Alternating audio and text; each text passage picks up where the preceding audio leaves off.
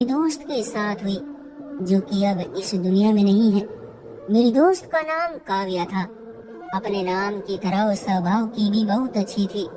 हम दोनों first class से साथ पढ़ते थे और जब ये घटना हुई तो उस समय हम 8वीं क्लास में थे। हम हर जगह साथ साथ रहते थे, क्लासरूम हो या लाइब्रेरी हो या ग्राउंड हो। हम एक दूसरे से बातें किए बगैर ही दूर से ही सब कुछ समझ जाते थे। वो सुबह एक आम सी सुबह थी। सारे काम रोज की तरह हो रहे थे, फिर भी न जाने मेरा दिल क्यों घबरा रहा था। इस हालत के बावजूद भी मैं स्कूल आ गई और स्कूल आकर मुझे बहुत हैरत हुई। जो काव्या हर वक्त चेहरे पर मुस्कुराहट सजाए हुए रखती थी, आज उसकी मुस्कुराहट को न जाने क्या हो गया था। मैंने उससे कई बार पूछा भी कि क्या बात है, लेकिन उसने मेरी बात को नजरअंदाज कर दिया। मैं बहुत दिन तक परेशान रही कि क्या हुआ है, क्यों उस हंसती बोलती लड़की को चुप लग गई है। लेकिन मुझे क्या पता था कि मेरी दोस्त के चेहरे की रौनक किसी दरिंदे इंसान ने गम में बदल दी है। दिन आगे खिसकते गए। हमारी 8वीं क्लास के सालाना पर्चों में 3 महीने रह गए थे और चूंकि ये सेकेंडरी की आखिरी क्लास थी, इसमें बहुत मेहनत की जरूरत होती है ताकि 9th क्लास में आसानी हो। तो मैंने भी काव्या से ध्यान हटाकर पढ़ाई में लगा दिया। काव्या आए दिन छुट्टियां करने लगी और उसकी सेहत दिन ब दिन खराब होती जा रही थी। मेरे लाख पूछने पर भी वो मुझे कुछ नहीं बताती। आंखों में उदासी लिए मुझे देखती जा रही थी। झटका तो मुझे तब लगा कि जब फाइनल एग्जाम में काव्या पासिंग मार्क लेकर पास हुई थी। जो लड़की क्लास के इंटेलिजेंट बच्चों की लिस्ट में आती हो, वो कैसे इतने पीछे चली गई। ये सब सोचने का तो ना टीचर के पास समय था और ना ही क्लास फेलोज के पास, मगर मेरी तो वो एक ही दोस्त थी। इस बार मैंने पक्का इरादा कर लिया कि मैं पता करके ही रहूंगी कि उसके साथ आखिर हुआ क्या है। फाइनल एग्जाम के बाद 1 महीने की छुट्टी मिल गई, जिसके पहले ही दिन मैंने उसको फोन किया और फोन पर वो बहुत रो रही थी। साथ साथ ये भी कह रही थी कि तुम मेरे घर आओ, मुझे तुमसे कुछ जरूरी बातें करनी है। मगर उस समय मम्मी घर पर नहीं थी कि वो मुझे वहाँ छोड़ देती। आखिरकार मेरे जिद करने पर काव्या हमारे घर ही आ गई। उसका गुलाबी चेहरा किसी मरीज की तरह पीला हो रहा था, आंखें अंदर धसी हुई थी और गालों पर मीठे मीठे से आंसुओं के निशान थे। मुझे तो उसकी इस हालत की कोई वजह समझ नहीं आ रही थी और वो साथ साथ रो भी रही थी। मेरे समझाने और दिलासा देने के बाद जो कहानी उसने मुझे सुनाई, उसको सुनकर कुछ समझ नहीं आ रहा था। दिमाग ने जैसे उस समय काम करना ही छोड़ दिया था। जो कुछ काव्या ने मुझे बताया, आइए वो उसकी ही जबान से सुनते हैं। मेरी फैमिली में कुल 5 लोग हैं, मम्मी पापा 2 बड़ी बहन और सबसे छोटी मैं। घर के छोटे मोटे काम मैं ही किया करती थी, छोटी जो थी, और शायद छोटा होना ही मेरी सबसे बड़ी बदनसीबी थी। हम जिस जगह रहते थे वहाँ अच्छा पानी हर घर में नहीं आता था। पूरे मोहल्ले या गली में सिर्फ एक घर में ही अच्छे पानी का नल लगा हुआ था, जहाँ से सब गली वाले पानी भरते थे। हमारी गली में जिस घर में नल लगा हुआ था वो मेरी ट्यूशन टीचर थी और मैं उन्हें दीदी कहती थी। मैं उनके घर ट्यूशन पढ़ने जाया करती थी। वो अपने पति के साथ उस छोटे से घर में अकेली रहती थी। उनके ससुराल या उनके मायके में से कभी किसी को उनके घर आते जाते नहीं देखा था। वो गली के सब बच्चों को ट्यूशन पढ़ाती थी। उनके पति का पता नहीं कि वो क्या काम करते थे। वो हर समय घर पर ही दिखाई देते थे। वो दिन भी कैसा मनहूस दिन था। उस दिन दीदी घर पर नहीं थी और मेरी एक बुक उनके घर पर ही रह गई थी। मैंने सोचा कल स्कूल में जरूरत पड़ेगी, चलो अभी ले आती हूँ। ये सोचकर मैं वहाँ चली गई, लेकिन जब वहाँ गई तो पता चला कि दीदी घर पर नहीं है। तो मैं ट्यूशन वाले कमरे में जाकर किताब उठा लाई, लेकिन उनके पति ने आंगन में मेरा हाथ पकड़ लिया। मैंने कहा, अंकल मेरा हाथ छोड़िए, लेकिन वो मेरा हाथ पकड़े चेहरे पर दरिंदगी भरी मुस्कुराहट लिए मुझे देखते रहे और कहा कि तुम छुड़वा लो हाथ। मैंने बहुत कोशिश की, उसके बाद भी उन्होंने मेरा हाथ नहीं छोड़ा। तो मैं रोने लगी। मुझे रोता देखकर उन्होंने मेरा हाथ छोड़ा और कहा कि आज पानी भरने तुम अकेली आना। दरअसल पानी भरने मैं और मेरी बीच वाली बहन जाती थी, क्योंकि सबसे बड़ी बहन तो घर से बाहर भी नहीं निकलती थी। तो बीच वाली बहन के साथ मैं ही जाती थी। और मजबूरी ये थी कि पानी भरना मुझे अकेली के बस में नहीं था, वरना ये जिम्मेदारी भी अकेली मेरी ही होती। उस दिन तो मैं दीदी के साथ गई। अंकल मुझे मेरी बहन के साथ देखकर अंदर चले गए। जाते हुए मेरी बहन मुझसे आगे हो गई और मुझे अकेली देखकर राहुल अंकल जल्दी से बाहर निकले और मुझ पर गुस्सा करने लगे कि मैं अकेली क्यों नहीं आई, और साथ ये भी कहा कि कल पढ़ाई के टाइम के बाद 8 बजे दोबारा आना।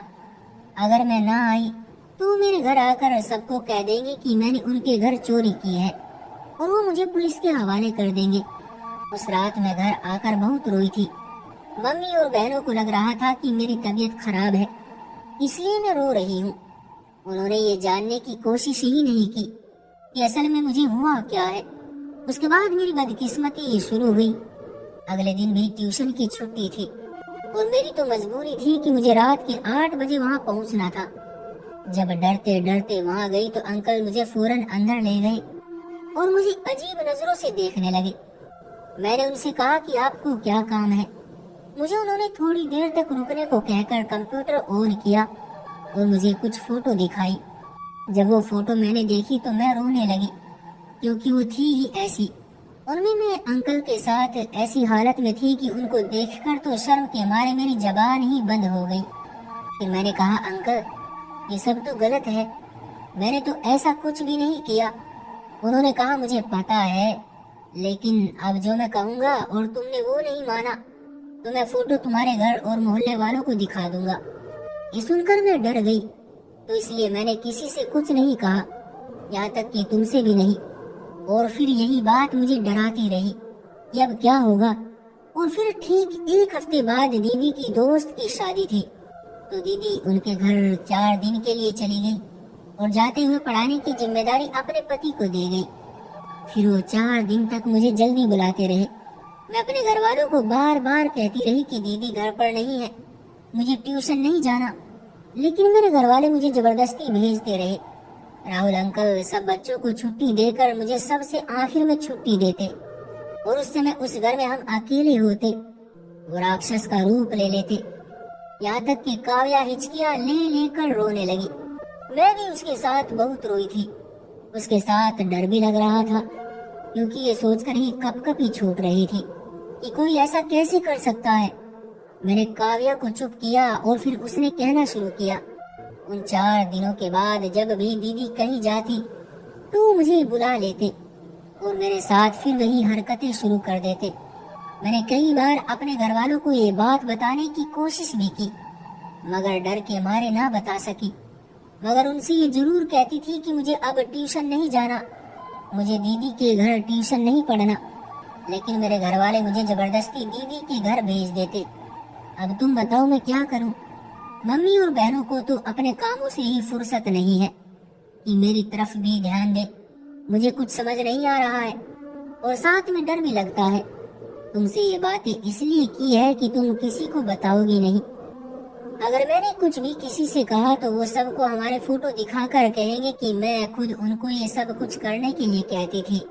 ये सब कुछ बताकर तो काव्या ने मुझे मुश्किल में डाल दिया था, क्योंकि ना मैं किसी से कुछ कह सकती थी और ना ही अपनी हालत पर काबू पा सकती थी।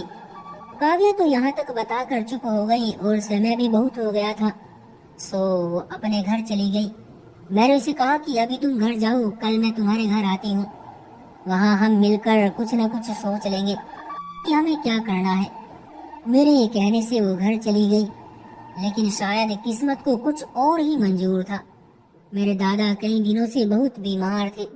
इस रात अचानक तबीयत खराब होने की वजह से उन्हें अस्पताल में ले जाया गया, लेकिन सुबह तक उनकी मृत्यु हो गई और उन सब के बीच 3 दिन गुजर गए और मैं भी घर में बिजी हो गई। लेकिन जब 3 दिन गुजरे तो मुझे काव्या की याद आई और जब मैंने उसके घर फोन किया तो किसी ने ना उठाया। मैंने कई बार कोशिश की, लेकिन कुछ ना हुआ। आखिर में दोपहर तक माँ को लेकर उसके घर चली गई। वहाँ तो एक अजीब मंजर मेरा इंतजार कर रहा था। उसके घर के आगे बहुत से लोग खड़े थे। मैं भागते हुए घर के अंदर गई, लेकिन वहाँ अब मेरी दोस्त मेरा वेलकम करने के लिए मौजूद नहीं थी।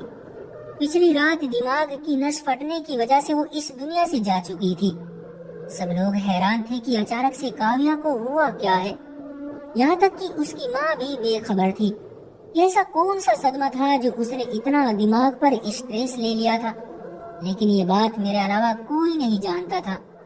उस समय दिल चाह रहा था कि खूब चिल्ला चिल्ला कर कहूँ कि आंटी, मेरे दोस्त को मौत के घाट उतारने में सिर्फ उस इंसान का हाथ नहीं बल्कि उसकी आप भी जिम्मेदार है। मैं सोच रही थी कि काश ये बात मुझे पहले ही अपनी दोस्त के माँ बाप को बता देनी चाहिए थी। फिर मैंने जल्दी से आंटी को एक कमरे में बुलाया और सारी बात बता दी। वो तो यही समझ रही थी कि ये एक प्राकृतिक मृत्यु है। मेरे बताने के बाद मेरी दोस्त का मेडिकल चेकअप करवाया गया और रिपोर्ट आने के बाद सबके पैरों तले से जमीन निकल गई, क्योंकि उस रिपोर्ट के मुताबिक मेरी दोस्त काव्या को काफी दिनों से हवस का निशाना बनाया जा रहा था। उसी समय पुलिस आई और राहुल अंकल को पकड़ कर ले गई और पुलिस के डर से उन्होंने अपना जुर्म भी स्वीकार कर लिया था। सब कुछ होने के बाद मैंने आंटी से कहा कि मेरी दोस्त को मौत के घाट उतारने में सिर्फ इस इंसान का ही हाथ नहीं था बल्कि आप सब भी इसके जिम्मेदार हैं। काश कि उसके पीले पड़ते चेहरे को देखकर आप उससे कुछ पूछती। जब वो ट्यूशन जाने से मना करती थी या पानी भरने के लिए मना करती थी, तब आप उससे पूछती कि क्या बात है, तुम वहाँ जाने से क्यों मना करती हो, क्यों तुम इतनी सहमी सहमी और डरी हुई सी रहती हो, क्यों तुम्हारा रिजल्ट इस बार खराब आया है। लेकिन नहीं, आपने उससे कुछ पूछने की जरूरत ही नहीं समझी और वो इन सब बातों को राज की तरह अपने सीने में लेकर चली गई। आज इतने साल बाद मैंने काव्या की कहानी आप तक इसलिए पहुंचाई है ताकि उसको पढ़कर आप कोई माँ अपनी काव्या को राहुल अंकल जैसे भूखे भेड़िए के आगे न डाल दे, क्योंकि ये काव्या की ही नहीं बल्कि आज की सारी माँओं की समस्या है। वो अपनी बेटियों को बड़ी आराम से कहीं भी भेज देती है और फिर सुकून से घर में बैठ जाती है। कभी उनसे ये नहीं पूछती कि उन्हें वहाँ कोई प्रॉब्लम तो नहीं, वहाँ कोई परेशान तो नहीं करता। इस कहानी के जरिए मेरी सभी बेटियों की माँ से निवेदन है कि राहुल अंकल जैसे बेलगाम घोड़े तो हर जगह घूम रहे हैं जो इंसान के रूप में भेड़िए हैं। भगवान के लिए आप तो कम से कम अपनी बेटियों की रक्षा कीजिए। आज राहुल अंकल को अपने किए की सजा तो मिल रही है, लेकिन क्या फायदा इससे। मेरी दोस्त वापस नहीं आ सकती, उसकी तो जिंदगी खत्म हो गई है ना। आखिर में मैं सिर्फ इतना कहना चाहूंगी कि ऊपर वाला हर राहुल जैसे भेड़िए को उसके किए की सजा दे। क्यों दोस्तों, आपका क्या कहना है इस कहानी के बारे में? कमेंट करके हमें जरूर बताएं। वीडियो को लाइक करके चैनल को सब्सक्राइब कर लीजिए, साथ में घंटी को ऑल पर कर लीजिए ताकि वीडियो आने वाली आपको तुरंत मिले। मुझे दीजिए अगली वीडियो तक इजाजत, तब तक के लिए धन्यवाद।